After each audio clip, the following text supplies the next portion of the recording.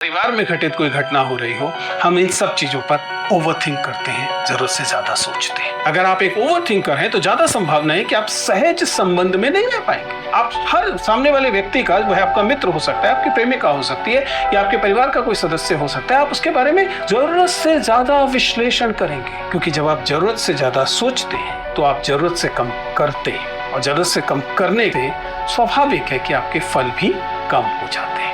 आप एक्शन से बचना चाहते हैं, इसलिए ओवरथिंकिंग करते हैं। अपने आप पर सवाल उठाइए, क्योंकि अधिकांश लोग ओवरथिंकिंग इसलिए करते हैं ताकि कुछ करना ना पड़े। नमस्ते दोस्तों, प्लीज सिट डाउन में आपका स्वागत है। क्या आपके साथ कभी ऐसा हुआ है कि सारी सारी रात नींद नहीं आ रही और आपका दिमाग व्हाट इफ, क्या होगा अगर के विचार से त्रस्त है, या फिर ऐसा कि आपके पास कोई सिंपल सा टेक्स्ट मैसेज या छोटी सी सूचना आई और आपने घंटों उसको एनालाइज किया, उसका हिडन मीनिंग समझने की कोशिश की? अगर हाँ, तो आप अकेले नहीं। और आज हम इसी चीज पर, इसी बात पर चर्चा करने के लिए हैं। ये जो कॉन्सेप्ट है, ये जो बात है, यह ओवर थिंकिंग कहलाती है। जब हम बहुत ज्यादा अति विचार करते हैं तो यह क्या एक अच्छी चीज है, या इससे बचा जाना चाहिए? क्या इसे रोकने की कोशिश करनी चाहिए? ये है क्या? इन सब चीजों पर बात करेंगे, क्योंकि बार बार विद्यार्थी मैसेजेस दे रहे हैं, अलग अलग जगह पे कमेंट कर रहे हैं कि ओवर थिंकिंग उन्हें परेशान कर रही है। तो जरा समझते हैं कि ओवर थिंकिंग या अति विचार दरअसल है क्या, व्हाट एग्जैक्टली इट इज।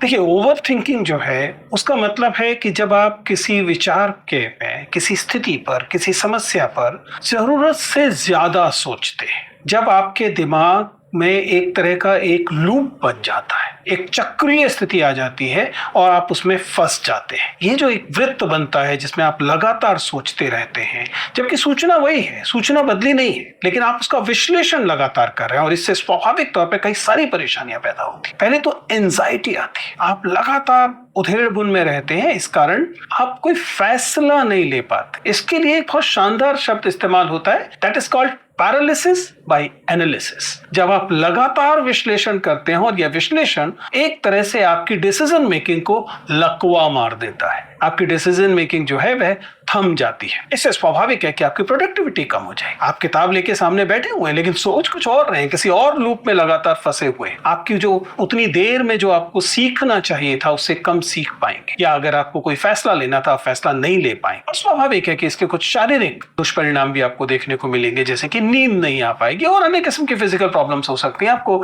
कई बार मसल्स की टेंशन हो सकती है, और किसी किसी केस में आपको तेज सर दर्द हो सकता है, माइग्रेन जिसे कहा जाता है, और इस तरह की परेशानियां हो सकती है। इसलिए ओवर थिंकिंग आज की पीढ़ी की कुछ बड़ी समस्याओं में से है, या कम से कम उसे माना जाता है कि वह एक समस्या है। आखिर हम ओवर थिंकिंग करते क्यों हैं? इसके लिए आपको समझना पड़ेगा कि जो पूरा का पूरा मानवीय उद्विकास है, जो इवोल्यूशन ऑफ ह्यूमन बीइंग है, जिसमें कि मस्तिष्क और सोच सकने की क्षमता उसकी मुख्य विशिष्टता रही है, इस वजह से मनुष्य लगातार, दरअसल इस उद्विकास के इस क्षण में जब मनुष्य ने सोचने समझने की क्षमता अर्जित की, तो उसने अपनी कई महत्वपूर्ण अन्य विशिष्टताओं को खोया। वह सबसे तेज नाखून वाला प्रजाति नहीं है, वह सबसे तेज दौड़ने वाली प्रजाति नहीं है, वह उड़ नहीं सकता। इसका मतलब उसकी सुरक्षा के घटक उसके पास कम है। उसके पास केवल एक ही अपनी सुरक्षा का सर्वश्रेष्ठ औजार, उपकरण, हथियार है, वह है उसका मस्तिष्क, सोचना। इसलिए मनुष्य अपने सोचने पर ज्यादा रिलाय करता है, और यही उद्विकास की प्रक्रिया में